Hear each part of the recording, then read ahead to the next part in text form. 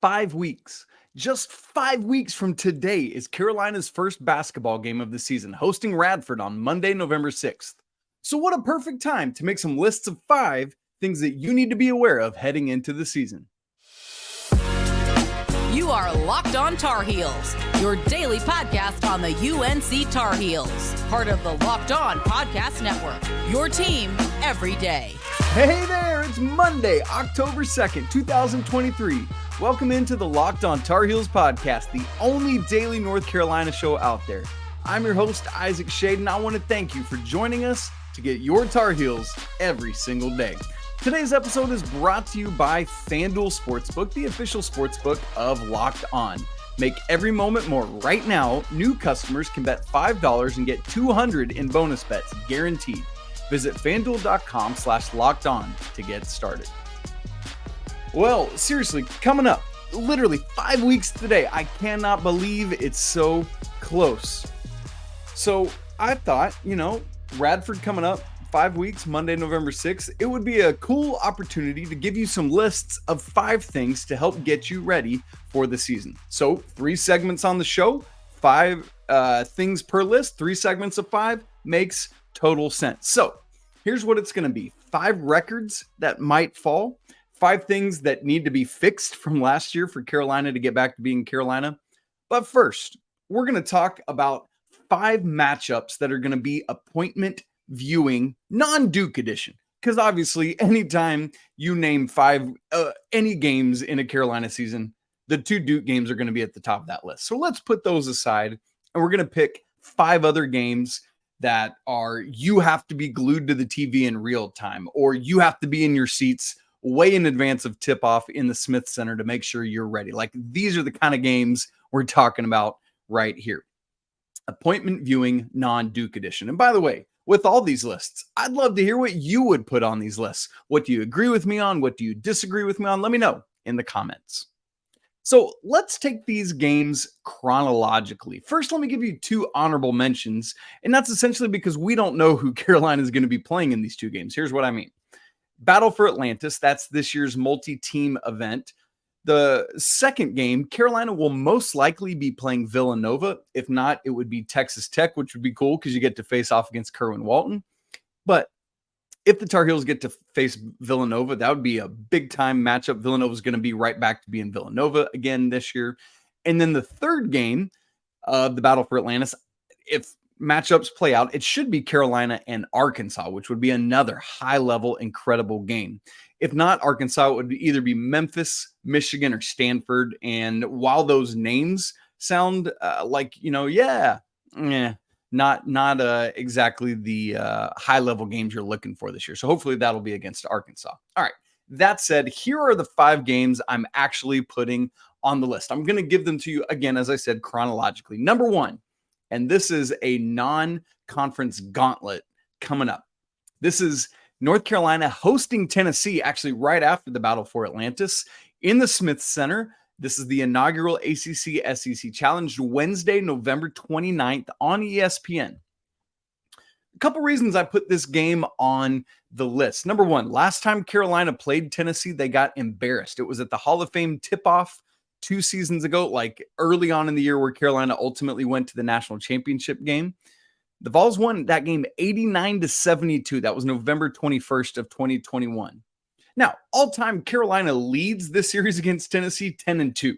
And in fact, they had been on a 5-game winning streak before that loss. But still, knowing that recent, you got to get some revenge for that.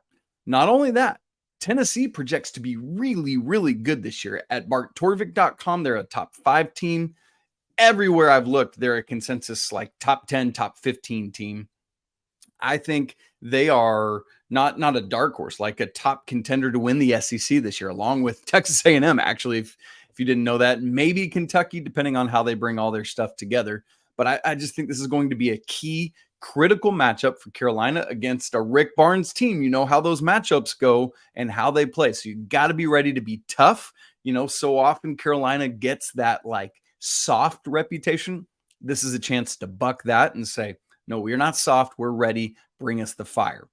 So there is that game. And then number 2 on our must-watch 5 matchups non-Duke edition is UConn, the reigning national champs, in Madison Square Garden, the Jimmy V Classic, Tuesday, December 5th on ESPN. And obviously, it was going to be Tennessee and then the UConn game. Now that we know the conference schedule, Florida State is wedged in between these two. But still, again, this is a gauntlet from Tennessee to hosting Florida State to play in UConn in MSG. So that's, again, Tuesday, December 5th, another game on ESPN. And a couple reasons for this one. Number 1, it's in New York City, so all eyes are going to be on you. MSG is known as the most famous arena in the world, so there's that aspect, big bug eyes because you're playing at MSG. It's important because Coach Davis wants to make a splash in the New York market, get back there. He's talked about wanting to play in MSG year after year. Last year, the CBS Sports Classic was there. You had a thrilling game against Ohio State. That was the Pete Nance shot that sent that thing to overtime. You don't want, Rick Pitino not back at St. John's, but at St. John's in that New York area, got Simeon Wilchard to decommit from Carolina, go to St. John's. This is RJ Davis's neck of the woods. This is Ian Jackson's neck of the woods. Got to imagine he's going to be at this game. And so this is big time. And then you're watching to see, how does Carolina stack up against the reigning national champs? That kind of thing speaks to people. Now, yes, they lost some critical guys from last year's team, but they've got a lot of people back, including Donovan Clingan, who steps right in to the paint for Adama Sanogo, who left after last year. And so that's going to be a great matchup. Donovan Clingan against Armando Bacot. Really excited for that one. And again, UConn lost some guys, but they're third at Bart Torvik, similar to Tennessee, top 10, top 15, everywhere you look. So this is a key matchup. And then number 3 on our list of the top 5 to watch, it's the next game on the schedule. I'm telling you, this is a gauntlet. Carolina is playing Kentucky in this year's CBS Sports Classic. It's in Atlanta this year, which is a big hub for both the Kentucky fan base and the Carolina fan base. So you should have a lot of support for both of these teams there. That's on Saturday, December 16th. Big layoff after the UConn game, 11 days, so plenty of time to prepare for this, but also plenty of time for rust. It's going to be finals week in between. You got all of that stuff. Obviously, this game's going to be on CBS. It's always electric when Carolina faces off against Kentucky. You might not guess this, but Carolina leads the all-time series 25-17. Yeah, that's real. Although Kentucky has won 2 of the last 3, 4 of the last 6, and 6 of the last 9. And so you got to really kind of stop that trend. Obviously, one of Carolina's victories in that recent matchups is a very notable victory in the Elite 8. Thank you very much, Luke May. That was awesome. But another reason this game is so critical, the last time they matched up, not so much electric.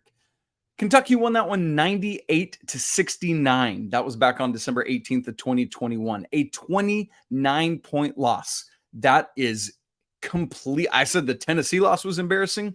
This was like the cherry on top of the cake in terms of embarrassing. Carolina has had a stretch like this each of the past 2 seasons. That 4-game losing streak last year in the non-conference schedule.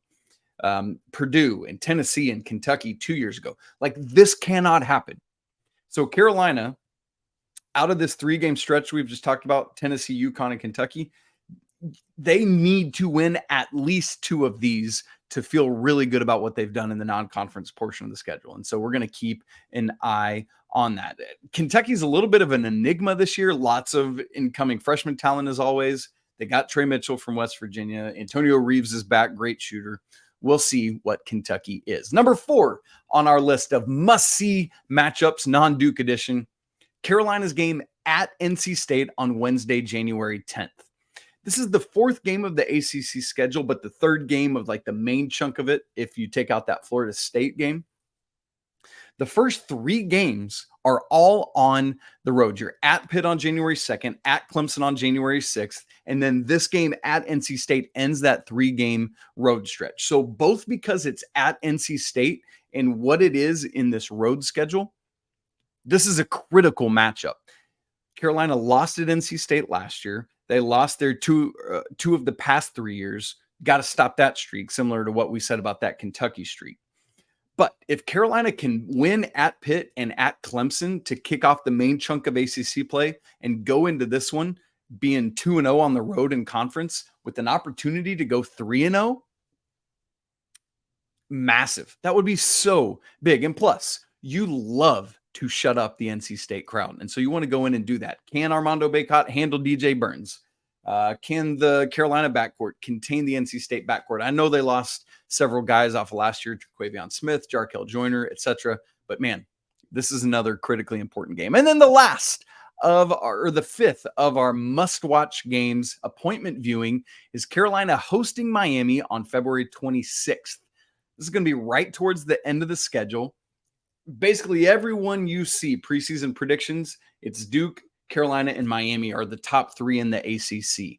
And so this game, Carolina's at Miami earlier in the season. This, though, Miami is the beginning of a 3-game road stretch before at Duke to end the regular season. You want to kick off that home stretch on the home stretch at home with a big victory over the Canes, who were coming off a great Elite 8 run last year. They got Norchad Omier back. They got Nigel Pack back. Matthew Cleveland transfers in from Florida State. Coach Larinaga got this team going again, or should do, as the season progresses. And so you want to show, like, right down the stretch here, we got this victory over Miami. You got to remember, like, selection committees really critically watching at that point. But also, it should be massive for seeding. You're trying to get that top 4 seed. You want to win the conference. And so beating Miami here down the stretch would be really, really important. This is also on Big Monday on ESPN, coming off of just being at Virginia on Saturday. So you're probably a little beat up physically and mentally. Got to focus in on this one. So that's our first list of 5. The next one, records. They're meant to be broken. Armando Bacot did his fair share of that last season. Are there more he could break this year? And who else might join him in the record breaking? I'll get that for you in just a second. But first, this episode of Locked on Tar Heels is brought to you by Athletic Brewing. Now it's time for your Game Changer of the Week, brought to you by Athletic Brewing Company. Now, you know the Tar Heels football team did not play this weekend, but there was a football player that is my Game Changer of the Week, and you'll know why in just a second. It's Sam Hartman, leading Notre Dame, former Wake Forest quarterback, leading Notre Dame to a victory over Duke in Durham on Saturday night. It was beautiful, and it was awesome. Not often that I'm cheering for Notre Dame, but Saturday night I was. Athletic Brewing, just like Sam Hartman, has completely changed the non-alcoholic beer game. They make non-alcoholic beers that actually taste good, full flavor and well-crafted, just like a full-strength beer. You can find Athletic Brewing Company's non-alcoholic brews at a store near you, or buy them online at athleticbrewing.com. First-time customers can use code LOCKEDON to get 15% off that first online order. That's code LOCKEDON at checkout for 15% off at athleticbrewing.com. Near beer, exclusions and conditions apply. Athletic Brewing Company, fit for all times. Folks, want to remind you that coming up on Friday is college football kickoff live, 11 a.m. to 1 p.m. Eastern on every Locked On YouTube college channel live. Getting you ready for this weekend, including the Tar Heels hosting Syracuse. Going to be a big matchup. Carolina looking to stay undefeated, all, overall record and in conference play. So get ready for that. All right. Records are made to be broken. I'm going to give you 5 of them in our second list of 5 things. Honorable mention to start out, career games played. Now, I didn't make this one of the actual list of 5 because a lot of it is just showing up and being there. And in this case, with the 5th year, because of COVID, lots of people are doing this. So previously, the record for most games played for Carolina was Deion Thompson, 152. Leaky broke that last year, getting to 155. And Mondo will surpass that by a lot this year. He's currently sitting at 132. So just needs 23 games played to tie Leaky, 24 to set the record. And so we expect Mondo to surpass 160 this season with flying colors. So, but the 5 actual records that I want to see broken or think will or could be broken this year. Number 1, career free throw percentage, minimum 100 made. So RJ Davis currently actually already is number 1, but with something like a record that involves average, you can't officially be the record holder until your career is over, right? And so we can't make a call on this until after the season. Or remember, RJ can come back for a 5th year, so we might not even be able to finish this for 2 years. But right now, RJ sits right at 85%, rounded up. He's 271 for 319 in his career. I mean, absolutely ridiculous. His first 3 seasons, 82.1%, 83.3%, and last year, an absurd 88.1%. And that got him all the way up to that 85. Shammond Williams, just right behind him at 84.8%. So just 0.2 of a percentage point behind. He was career 291 for 343. So love to see RJ keep that up. These past 2 Tar Heels teams have been 2 of the best free throw shooting teams in Carolina history. And so we wait to see if RJ can stay at the top of the pyramid. Number 2 on our list of records I'm looking to see be broken this year: career games scoring in double figures. The record is held by Tyler Hansbrough, 133 games, and there are 5 others that have done this 100 or more times. Sam Perkins at 118, Phil Ford, 112 career games scoring in double figures, Walter Davis, 106, Al Wood, 104, and Mike O'Koren at 100. Well, Armando Bacot currently sits at 99 career games scoring double-digit points. He had 16 his freshman year, 20 his sophomore year, 34 his junior year. That's ridiculous. And 29 last year, which that's almost more surprising to me, because I think we think to last year and it's like, oh man, Armando had a down year.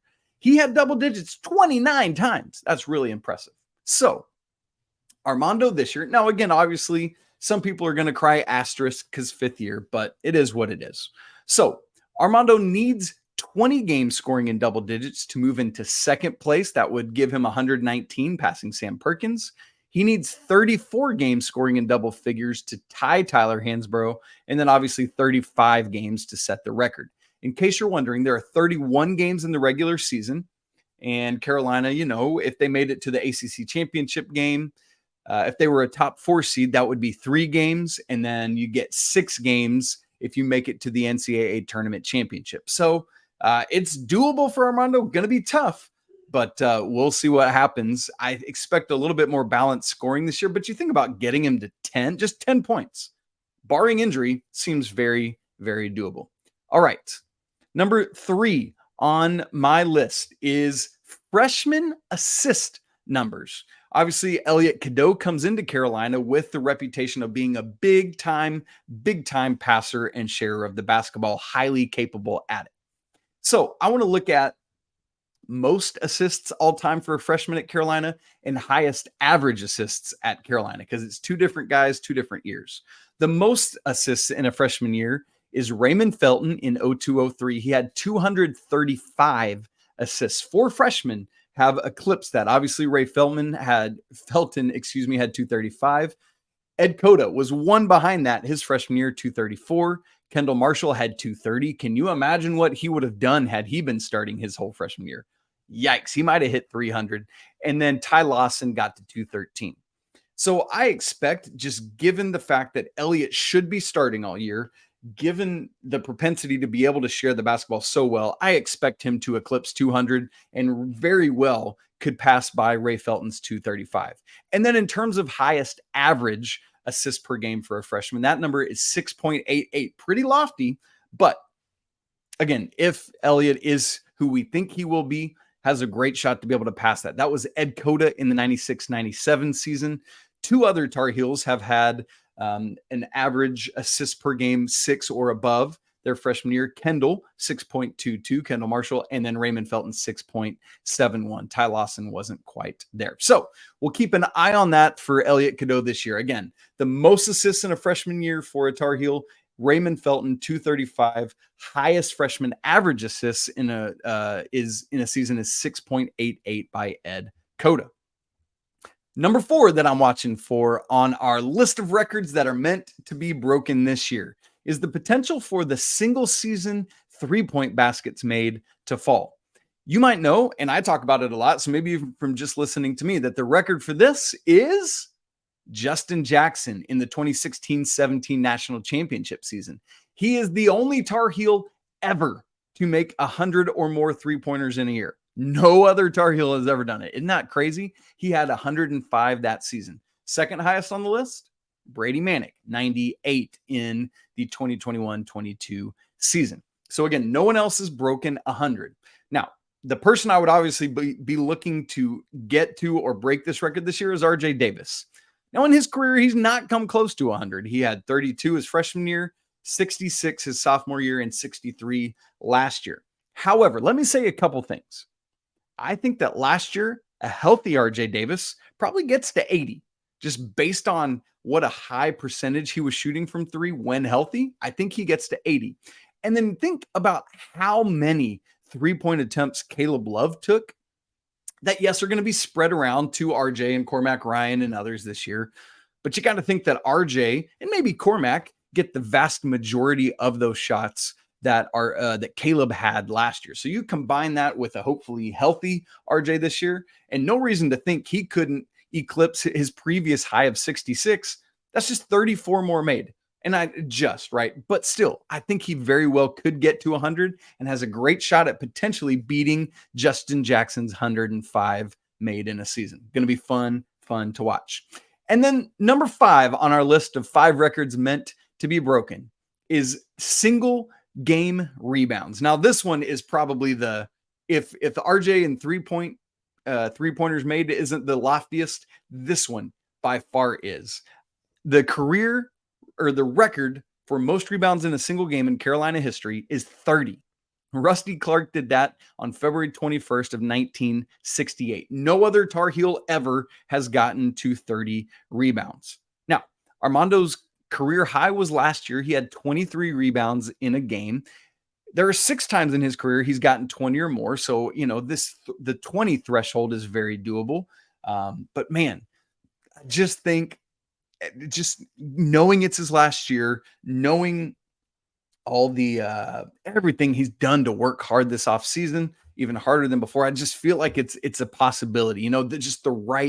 If there are the right conditions, I don't see why he couldn't do it. Now, heck, even if he could get to 25 rebounds, that would be massive. Only 3 Tar Heels in history have ever gotten to 25, so he'd be the 4th to ever do it. Now, it would be the 9th total time, and here's why. Rusty Clark obviously got to 30. Lenny Rosenbluth got to 25 or more twice. Billy Cunningham, who you would expect to be the guy on this list the most, got to 25 or more rebounds in a game 5 times in his career. That is wild to me. But here's the thing. No Tar Heel has gotten 25 or above since 1968 when Rusty Clark did that. So what Armando Bacot is doing right now is wild. Really, really cool stuff. Well, that's our second list of 5. We got one more to go. As we all know, last year was not the season anyone hoped it would be. So Carolina's got a bunch of stuff they need to do to fix it. I've come up with a list of 5 things, my 5-point plan for Carolina to get back to being Carolina. I want to share that with you in just a second. But first, I need to tell you that this episode is brought to you by FanDuel. Snap into action this NFL season with FanDuel, America's #1 sportsbook. Right now, new customers get $200 in bonus bets guaranteed when you place a $5 bet. That's $200 in bonus bets, win or lose. If you've been thinking about joining FanDuel, there's no better time to get in on all the action than right now. The app is super easy to use, and you can bet on all sorts of stuff like spreads, player props, over-unders, and more. Visit FanDuel.com/lockedon and kick off the NFL season. FanDuel, official partner of the NFL. All right, our last list of 5 for today. 5 weeks until tip-off of the Carolina basketball season. So 5 things that I believe Carolina needs to fix this year as you look back to last year that help them get back to being Carolina this season. Number 1, and the most glaring to me, is 3-point shooting percentage. Last year, the Tar Heels shot 31.2% from beyond the arc, the second worst percentage in program history, only better than 2019-20 when the Tar Heels shot 30.4%. They were 322nd in the nation last year. That's out of 363 teams. Not good. Got to grow it. Now, the Tar Heels are just 2 years removed from being 60th in the nation. And so, I mean, I don't want to kick Caleb on his way out the door, but he was a major contributor to this last season. Unfortunately, he had the most three-point attempts on the team and was under 30%. And so you got to hope that with RJ hopefully healthy, bringing in guys like Cormac Ryan and Paxton Wojcik, you got to expect that those are your three guys that get the majority of the three-point shots, that they're all, career well above 30%. You look at hopefully what Elliot Cadeau can chip in, maybe Harrison Ingram, a little Jalen Washington, little Jalen Withers. And you really hope that Carolina is going to get this up. And they're going to need to be able to compete in college basketball in this era. So number one on my list of things to fix, get that three-point percentage back up. Let's say 35%. That's what I'm looking for this year. Number two, assist percentage. Whoo boy. Last year, 45.4% was the assist percentage, good for 310th in the nation. So slightly better than their ranking in three-point percentage, but still outside the top 300. That is miserable. This is a team that we're used to seeing hit the 60s on a regular basis in terms of assist percentage under Roy Williams. And by the way, if you're not sure what assist percentage is, it's just the number of made baskets that have an assist associated with them. Now, I get it.